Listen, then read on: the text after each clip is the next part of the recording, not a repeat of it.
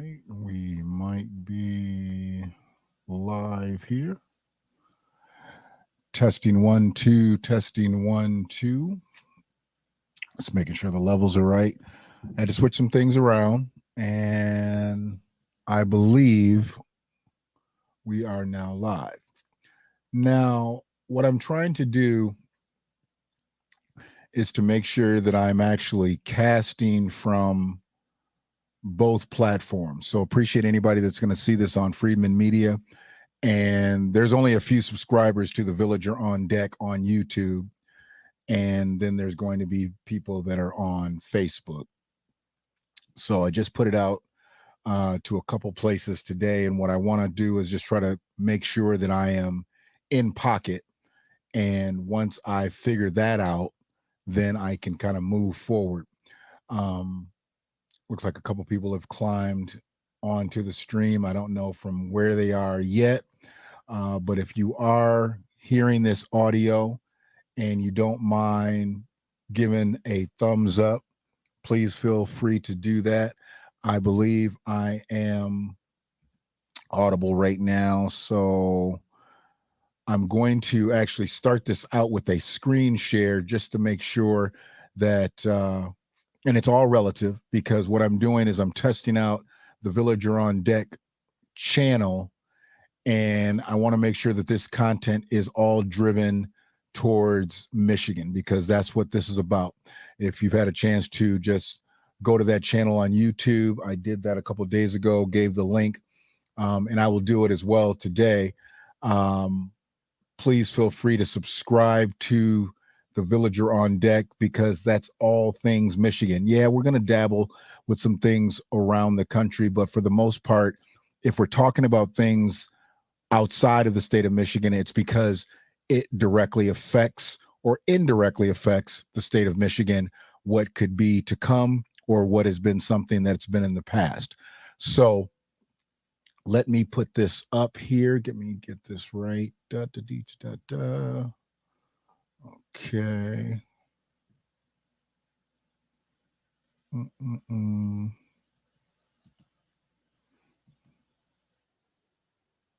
Okay. I think we've got that right there.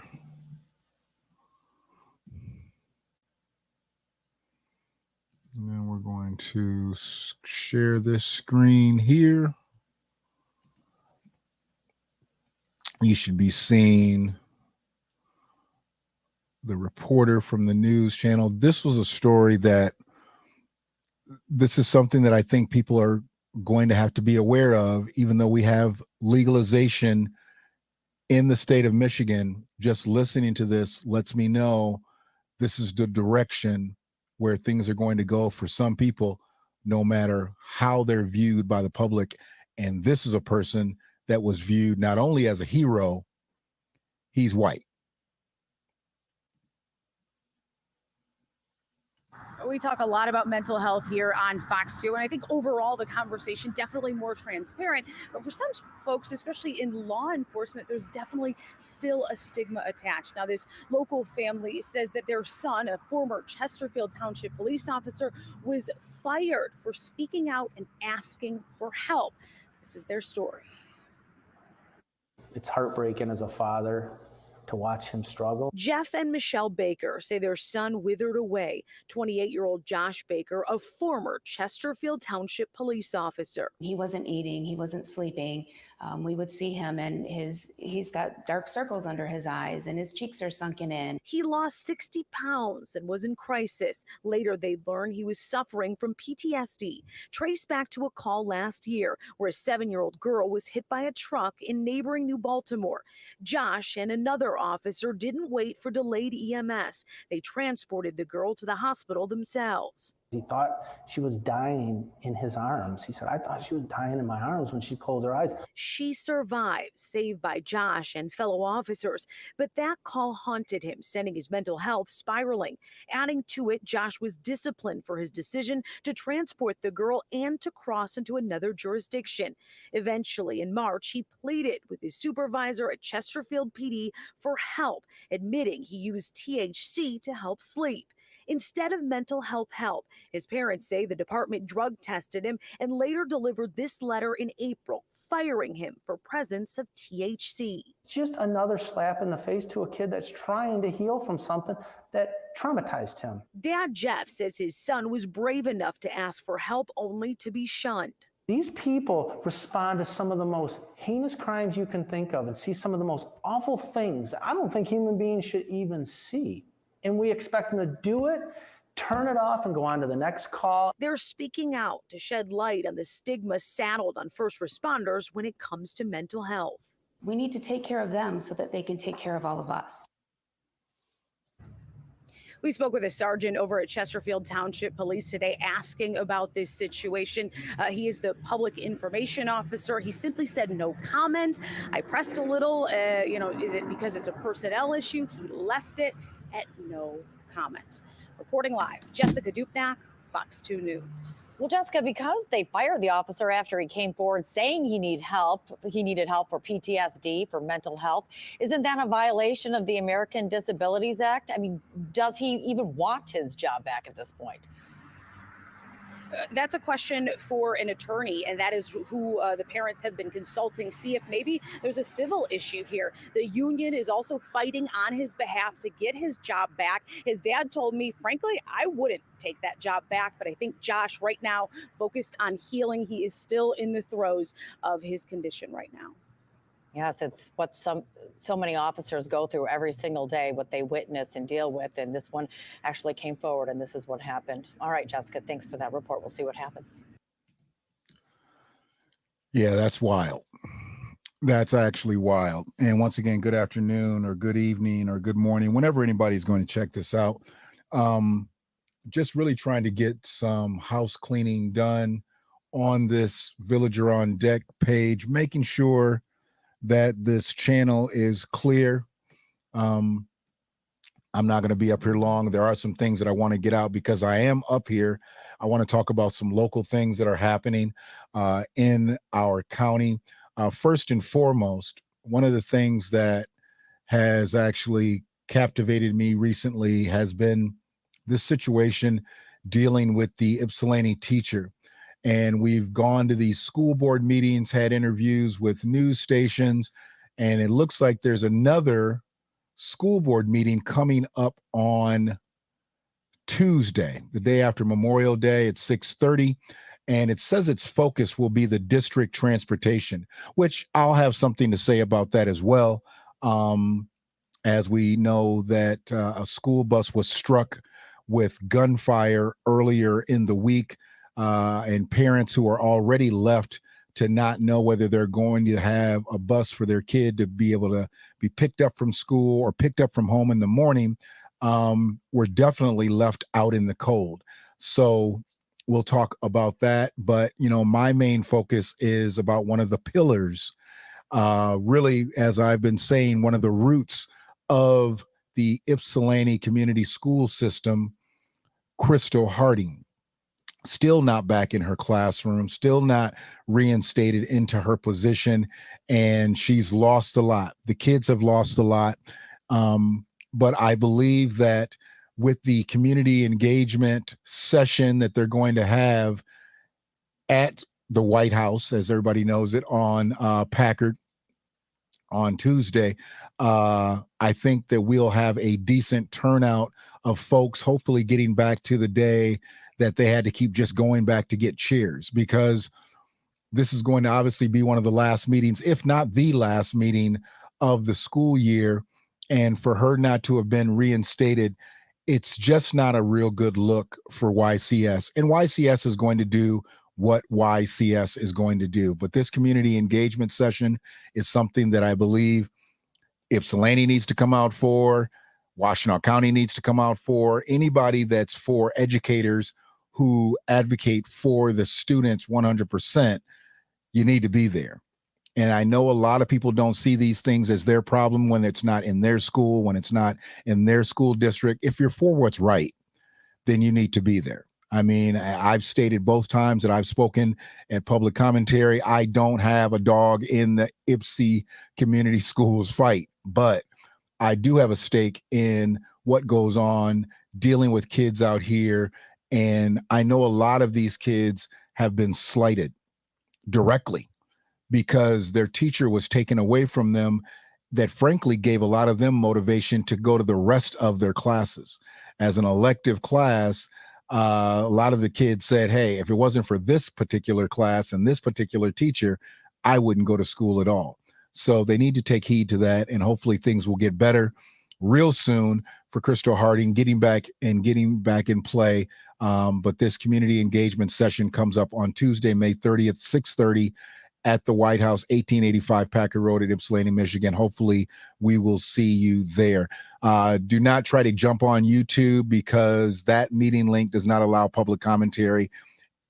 Put your face in the place if you want to speak up. And it's better to be on hand than to be behind the screen, because the effect is totally different, but they don't even allow public commentary on through YouTube. So definitely come on up and make sure that we get this lady back in her place, which is inside of Ypsilanti High School.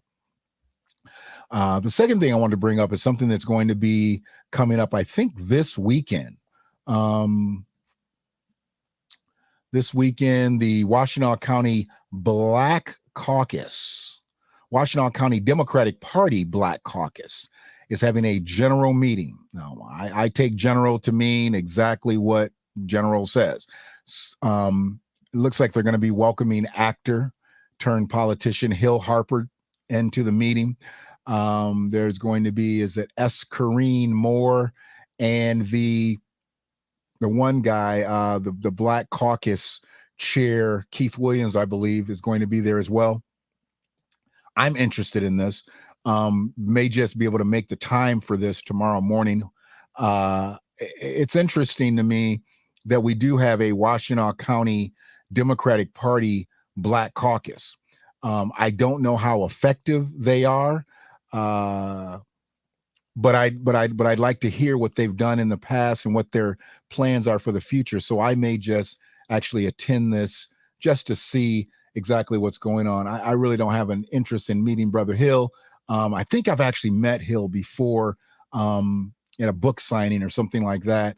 But he's a deep brother. You know, I have to give him credit for coming to Michigan, and he has some roots here. So, and I believe he's actually a resident of the state now. So he's going to be doing some things politically here. But I don't know if that's going to just save us, as American freedmen. We can't just look to celebrity turned politicians to save us. We've got to get out here and get some things done. And it can't always just be about the mental illness of a Black man, a Black woman, a Black child. We've got to be talking about politics all the way across the board, because it as deep as mental illness is within American freedmen culture. There's so many different things out there that contribute to it. We can't just talk about the problem. We've got to get to the solutions. And that's something that we were working on, and we've had great dialogue even throughout the week, dealing with 2 Marines and the Community Life Center. I think we've got some good solid soil to build on with what we've talked about, and not just looking at the problems, but some of the solutions that we've talked about.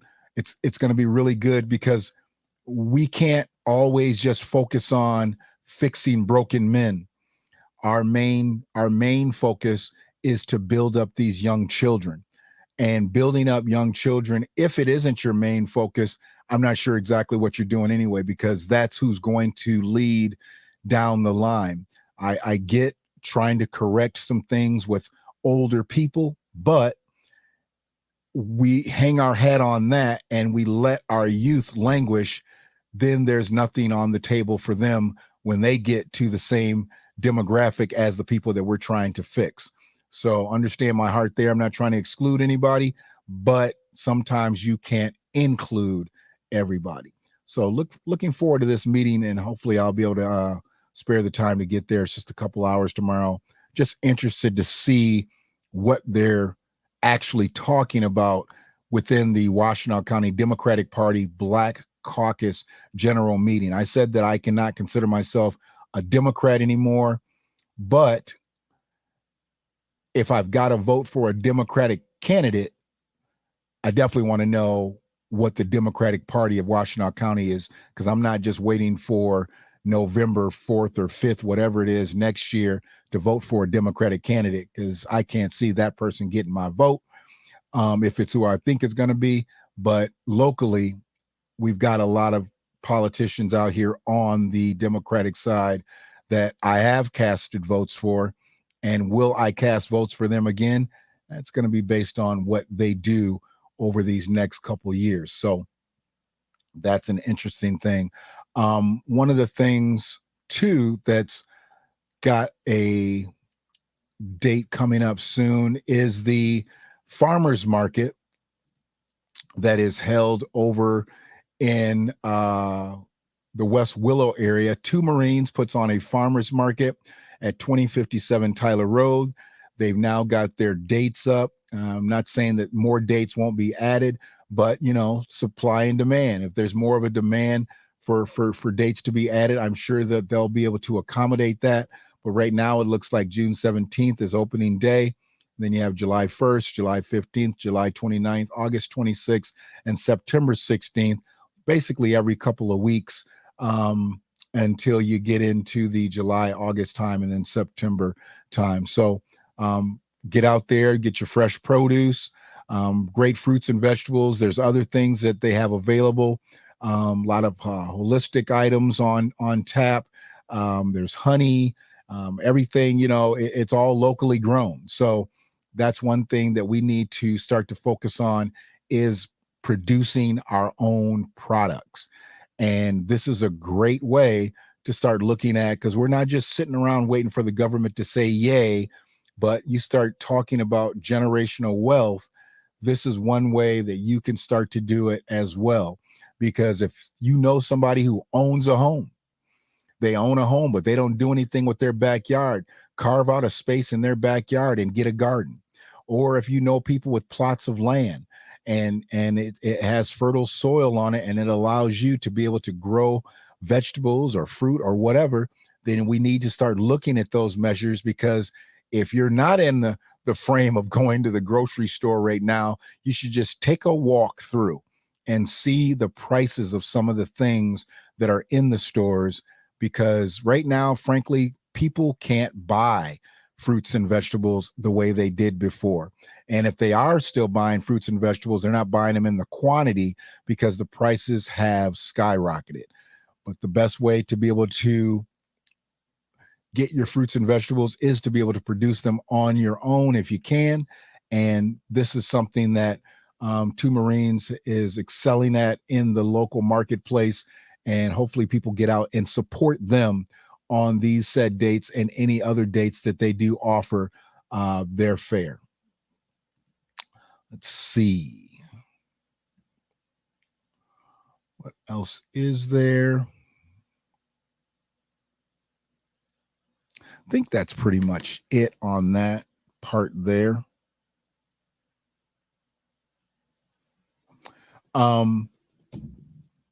Just getting back to the solar shot of Michigan.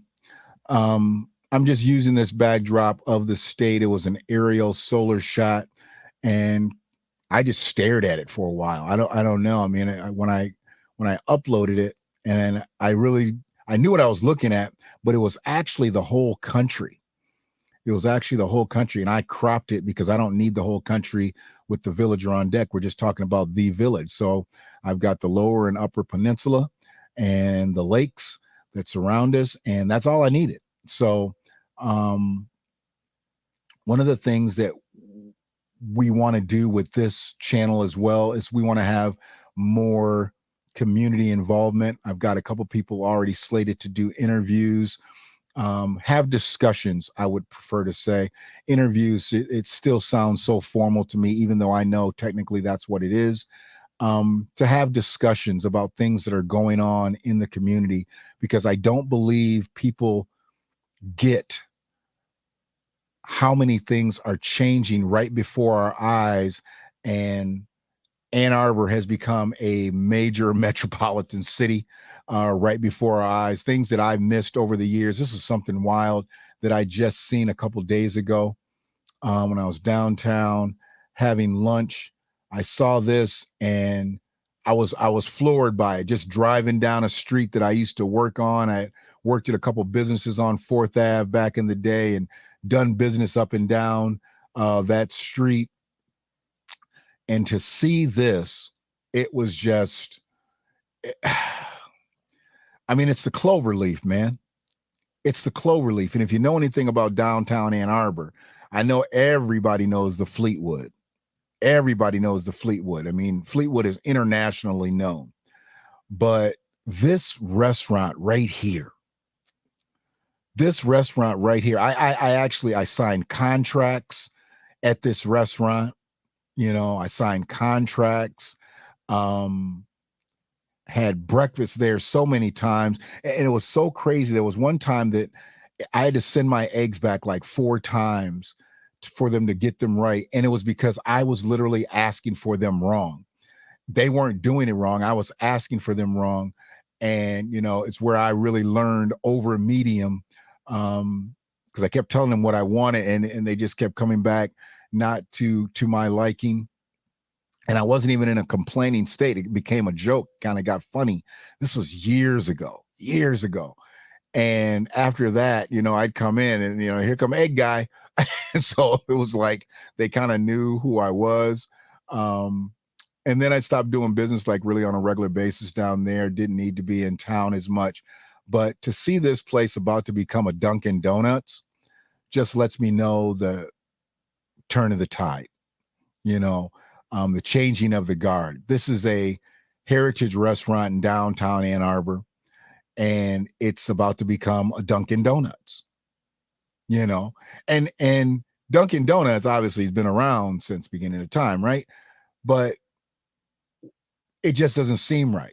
Yeah, it's still going to be able to deliver people breakfast in the morning, but it's going to be very manufactured, you know, and it's going to be Dunkin' Donuts. It's not going to be Dom's Bakery. It's not going to be DJ's Bakery. It's not going to be Washtenaw Dairy. It's not going to be where, you know, we are used to getting donuts from, Demos. I mean, different places around town where we would get breakfast. It's not going to be there anymore. Dunkin' Donuts is going to be there. And before long, they're not going to care anybody's name. They won't give, it just won't care. I'm going to try to keep it clean today. They just won't care. It is what it is. So speaking of not caring, we can move right forward, right into this. You know, I know everybody's been on Ron, was DeSatan's situation down in Florida about him banning CRT, which you really can't ban CRT, but, you know, taking Black history books out of schools, not allowing African-American studies on an AP level to be taught. I had to say it that way because it's not like Black studies AP. It does say African-American studies AP. But one of the things that I always like to do when I see things going one direction, I always like to look at our direction. I said, I don't really complain about a lot of stuff unless I've got my porch swept off. And this is right here in Michigan. Between July and December of 2022, 1,477 books, instances of books banned in Michigan public schools. So what they're saying is what he's doing in Florida is not the only place that it's being done. I mean, we hear about Florida, we hear about Texas, and we know who those race soldiers states are led by. They're led by race soldiers. This is generally what you're going to get when you got a race soldier led state. But what's up with Michigan? Almost 1,500 books that are banned in the schools. Do people even know what some of these books, are being banned? Are people looking into this? 30% of the books, a third of the books are dealing with race. A third of the books are dealing with race. Yep, I heard about the girl who did the poem at the inauguration, I believe it was. Yeah, they banned her poem. They banned her poem. See, these things are so deeply rooted with hate that you really you have to acknowledge them, but then you have to see what's going on in your space.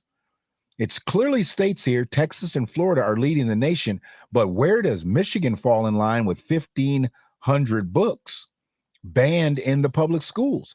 30% dealing with race. 30%. You've got 1 out of 4 books dealing with LGBTQ themes. And I don't know what level these books are being pulled at. So I don't know if they're at the elementary, the intermediate, or the secondary level. Who knows? Could even be some colleges. But it says Michigan public schools, so I would assume they're just elementary, intermediate, and secondary. Or if there's some public universities, there may be some things going on there.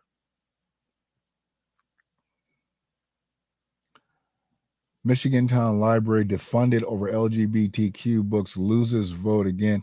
Wow. See, there's so many different things that are happening right now. There are literally so many things happening right now that people aren't paying attention to. And I get it. You get tired if it's always this and it's always that. But just like people got tired of me talking about reparations all the time. They got tired of it because they didn't really understand it. And once people understood what I was talking about, I didn't realize my audience was not understanding, and this is why they were tone deaf to it.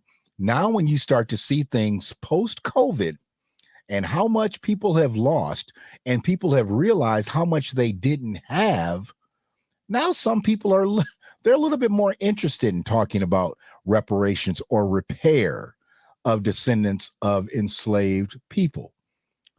And where we've been talking about it on a local level, and I hope we continue to talk about it on a local level, because I believe that's where the discussion needs to start, on a local level, having acts of atonement, having local initiatives that are geared towards descendants. We need to talk seriously about these things where education is concerned. Because so many people are with tearing down the racist structures and tearing down the statues. I'm not. I want you to leave that shit up. I want you to leave it up because we need to expose what this country has been and who this country was and what it is now. If you start tearing everything down and you make everything look like it's peachy keen, people won't understand where the gripes are when the gripes come. So you have to leave up your history. Now, you've got streets, you've got schools, you've got all types of public buildings that are named after people who were totally detrimental to Black America. Black America, Black Americans. This is never to exclude anybody else who has been traumatized. Okay, this is not to exclude anybody who has been traumatized or who's been discriminated against. This is not to exclude you. So don't get that in your mind, okay? In my mind. But what I want you to have in your mind is, please understand, when we're talking about civil rights and we're talking about the civil rights bills and the Civil Rights Act itself, that wasn't put forth for anybody else but Black Americans. I know it's utilized gratuitously by other people, but had there been no detrimental fare towards Black Americans, the Civil Rights Bill wouldn't have been needed. Nobody else was pushing for a civil rights bill. Asians weren't pushing for a civil rights bill. Caribbean folk weren't pushing for a civil rights bill. Hispanic folks weren't pushing for a civil rights bill. Nobody was pushing for a civil rights bill except for the people who needed it in play for us to be able to function. just so we could walk down the street and not get hit with fire hoses or have German shepherds thrown at us or be able to eat in restaurants and stay at hotels and be able to go to public schools. All of those things were needed. But now they help benefit other people, which I'm not against, but people need to understand you kind of got to get in line when it comes to this thing. At least that's what I think. I don't believe anybody comes to this country and has the same rights as me. I'm sorry. That's just the way I feel. And I know some people will probably look at that as a conservative thought, but I don't believe anybody that was somewhere else, is rooted somewhere else, is a citizen of somewhere else, can come to America and line up next to me in the race. No. Get in line. And I'm willing to fight for my space, and I'm willing to speak up for my space. We just need more people to be able to do that. Everybody's got to be able to speak up for their space. There's a reason why we're all here. And if you don't speak up for why you're here, just like I'm speaking up for why I'm here, those people who are now coming over here and gaining access, getting resources, getting benefits, they're going to move right in front of you. And they're not going to say a word. They're not going to say, oh, excuse me, you want to move up a little bit? I know you're in line already. No, they're going to jump right in front of you. That's the way this system is set up. It's not set up for them to come over here and be at the bottom. They're lifting people up as soon as they get here, where some of those people are literally being elevated to live better 30 days after they get here than Americans who have been here and had their people here for hundreds of years. I've seen it. I've literally seen it. And anybody that's in a sanctuary territory has seen it as well. So I think we need to start focusing a little bit more on maintaining our market share before we don't have one. But this is something that people are not talking about. And because the Democrats always want to put it on the Republicans, Gretchen Whitmer, she ain't no Republican. So she's let this happen, or she's letting this happen. I'm sure this number is going to climb. This was just a couple of days ago. I did this screenshot from a newscast, but this number is going to climb. We'll be up over 1,500 books next year, 1,600, 2,000 maybe. This happened just within 6 months. What's happened in the first 5 months of this year? Because this only goes back to December of 22. What's happened in the first 5 months of this year? Nobody knows because nobody's talking about it.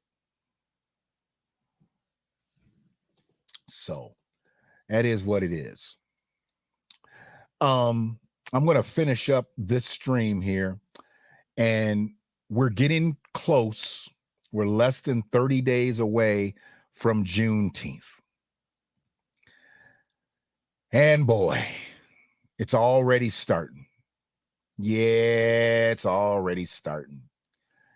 I've already told y'all the Juneteenth colors are not red, yellow, and green, red, black, and green, red, black, and green, and gold. They're red, white, and blue. The colors are the same colors as the American flag. It's not the American flag, but it's the same colors as the American flag. Okay? But Ypsilanti chapter, Jack and Jill of America, in partnership with Canton Township, which is in Wayne County. I'm not sure exactly why this went to Wayne County, but it did. Okay. Wayne County is going to have a ton of Juneteenth festivals, and they're probably going to mostly be wrong too. They don't get the colors right in Detroit and any other area around Detroit either. The colors are red, white, and blue. Why people choose these Pan-Africanist colors, I don't know. But if you look right in the center of the flyer, you'll see African dancers. African dance. This is about the freedom of enslaved Americans. This is about the freedom of enslaved Americans, but they got the African dancers coming in. You know, they're going to sing the Black National Anthem, which isn't recognized by anybody else but Black people. It's going to be interesting to see the white people that come out to this event, because there's going to be plenty of white people that come out to it. It's Canton. It's Canton. It's not going to be just like 2, 3, white people. It's going to be a lot of white people. Why? Because they're going to have a kids corner, which has arts and crafts. They're going to have a walk, which will be narrated by the NAACP. So we already know this has clown activity written all over it. They're going to learn the hustle. They're going to do the hustle. It can't be a function unless you're doing the hustle. And then C3 and the third generation band. I don't know what that is. I don't know if that's like Third World or Trinidad Tripoli. I don't know exactly who they are. So I can't really speak on them. But when I saw the Pan-Africanist colors, I was already pretty much done with it anyway.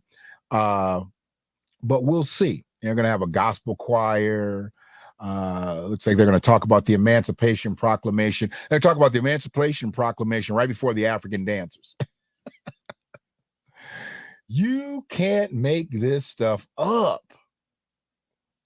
But, to each his own, to each his own. I mean, if I'm going to cry about that, then I need to cry about something like this, because this right here is horrible. Brother Malcolm, good afternoon. You're a Juneteenth baby, so you was born free.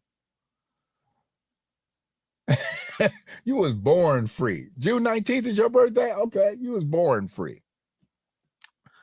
This right here is what's going on in Greenville, South Carolina.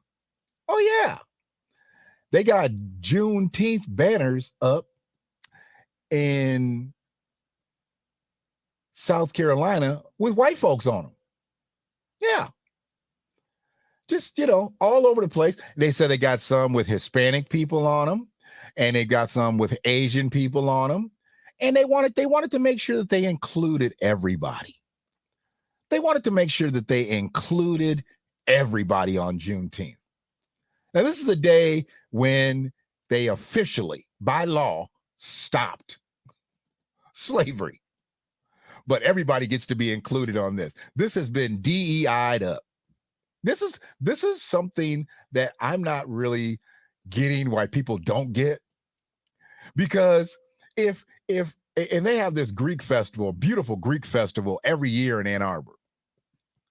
If you went to that Greek festival, and I don't know what the Greece flag is or anything like that, but if you went to the Greece festival and you changed the colors of the Greece flag, or if you started, messing around with Greek culture and start saying that, we know this works for you Greek people, but what we want to do is we want to make it more inclusive to these people.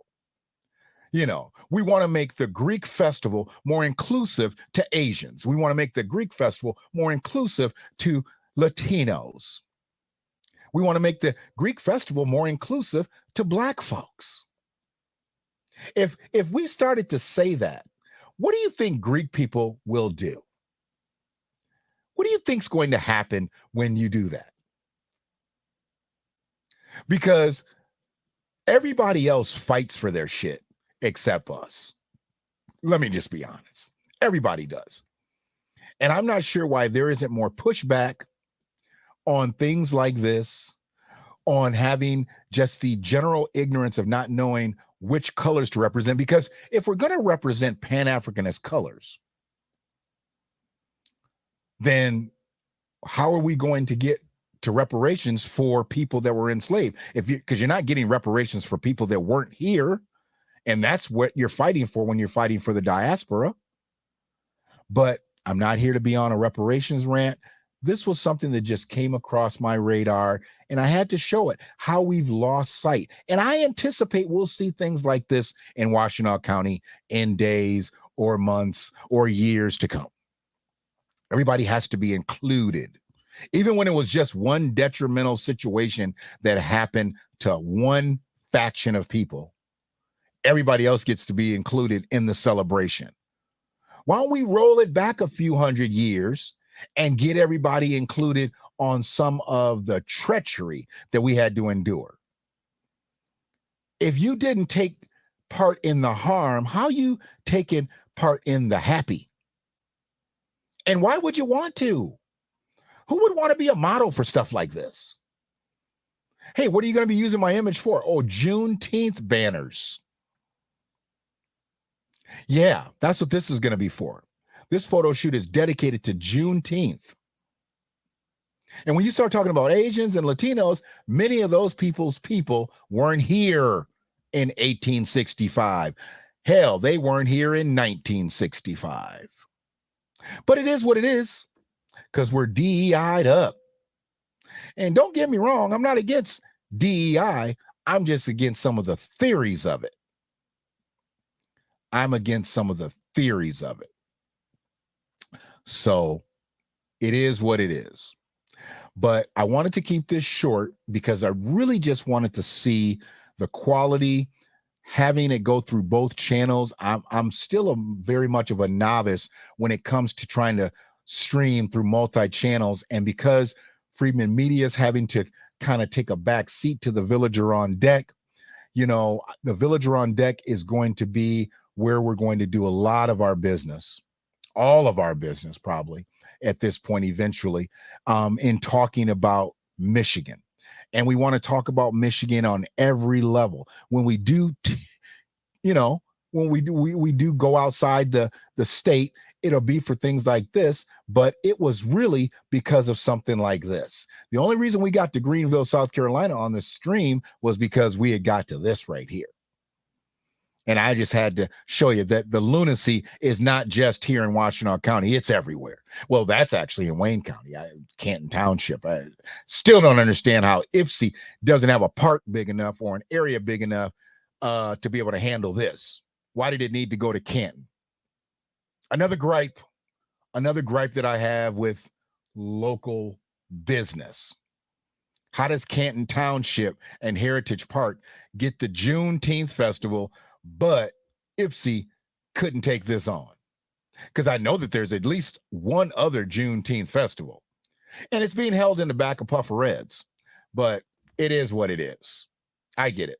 They get a whole park with sprinklers and all kind of stuff that they got out there at Heritage Park, and Ypsilanti's Juneteenth festival is going to be in the back of Puffer Reds. Got it. Okay. It is what it is. So for anybody, like I said, that's going to check this out, thankfully people are looking at it on the live, going to check it out on the replay.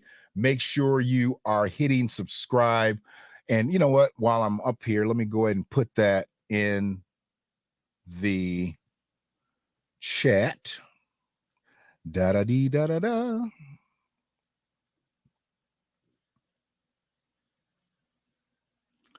Let me put it in the chat. I want to see how it comes out. Pop, pop, pop.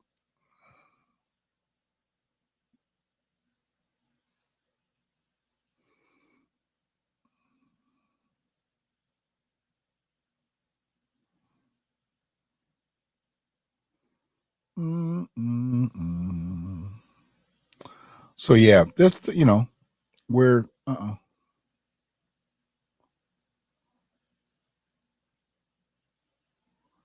get in there. There we go. So feel free to click that link if you're watching this. You know what? Let me double back, because if people are checking it out on the book, I want to make sure that they can actually do it as well.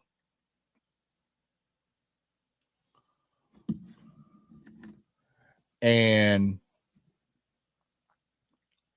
we just need to continue to build this channel and have people understand where we are with not only politics, but education. Got a real estate agent checking in with housing. We're going to be talking a lot about these acts of atonement and housing. It's very, very important to me that people don't miss out on this housing component. Because as I said in our reparations discussion meeting and other meetings that we've talked about repair, reparations is not going to come through Ipsy, Ann Arbor, the state of Michigan, even. It's a federal thing. But what can happen locally, there can be acts of atonement, because we did experience a ridiculous amount of redlining in this area. And when we were able to not only live and buy homes in certain territories, we were still dwarfed in our attempts. So many people were credit worthy, income worthy, worthy, and not be able to buy a home just based on the bigoted / racist practices, predatory lending practices. And we're going to talk about stuff like that, because if those things have gone by the wayside, then we need to be able to politicize on those points. We've got people locally who like to stand up and say, hey, I've helped so-and-so get a home, and I've helped so-and-so get a home. Lenders, banks have stepped up and said they've helped a number of people. You know what? Now it's time to really put your money where your mouth is. Because if you've helped people in the past, now when the spotlight's on you, how are you going to help? And that's what I want to know. I know people, if they do things in the dark and they say they don't want any credit for it, but then they get to running for political offices, they get appointed somewhere, da-da-dee-da-da-da. Next thing you know, they want to start bringing out their stats for things that they've done in the past. Well, we didn't hear about this stuff before. We didn't hear about it before because they weren't clout chasing before. Now they're clout chasing. So now we're going to hear about it. So I get it. I'm not upset about anything, but I'm totally cognizant to why people do things that they do, whether it be in this county, in this state, in this country. So the Villager on Deck is here. This is a test, but it wasn't only a test, and that's why I titled it that. Didn't need to be anything more. I'm going to listen to the playback, and I appreciate anybody that stepped in here that didn't make themselves known on the live, seeing the numbers go up and down on the screen. So appreciate that. I don't need anybody to ever say anything in the chat, unless we're specifically speaking to one another. But it is just nice to be able to create that digital footprint to let me know that you're here. Now that we know that Brother Malcolm is a Juneteenth baby, we get ready to celebrate his birthday on the 19th. Brother John Henry, appreciate you as well. You've always been supportive and continue to support. You continue to send me material that I'm able to launch during my streams. I appreciate you, and I appreciate anybody that has been here since way back before it even had a name, way back before Freeman Media, because now we've turned another corner, and we're going to do some different things out here. And of course, we're still going to shed light on situations, and of course, we're still going to make sure that we let you know who the frauds out here are and who to stay away from. That's never going to be something that we'll shy away from, but we're on a solution-based bend now. This corner we've been is going to be solution-based. And when we have to expose a fraud, it's only because that's the solution to the problem that is at hand. So I appreciate y'all, and we'll just keep it here, keep it locked in, keep it real. One love.